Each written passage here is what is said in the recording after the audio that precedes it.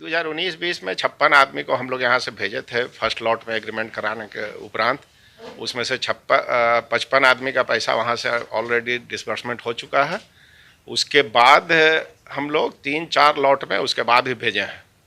उसके बाद second lot में 33 का गया, फिर 12 आदमी का गया था, उसके बाद फिर 24 का गया है। ये सब अभी प्रक्रियाधीन है पटना में, इसीलिए उम्मीद है कि जल्द से जल्द उस सबका भी लोन डिसबर्स कर लिया जाएगा। नहीं, 8 महीना से नहीं, उनका 30/8/2021 को यहाँ से पैसा डॉक्यूमेंट पटना मुख्यालय को भेजा गया है लोन डिसबर्समेंट के लिए। उसका भी जल्द ही आ जाएगा पैसा। 4 महीने लगभग हो चुका है, फिर भी नहीं आया है।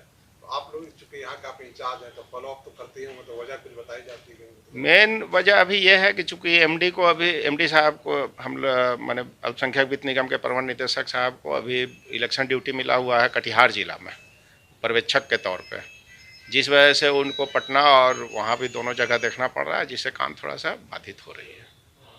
लेकिन अब इलेक्शन के बाद उम्मीद है कि जल्द से जल्द पैसा चला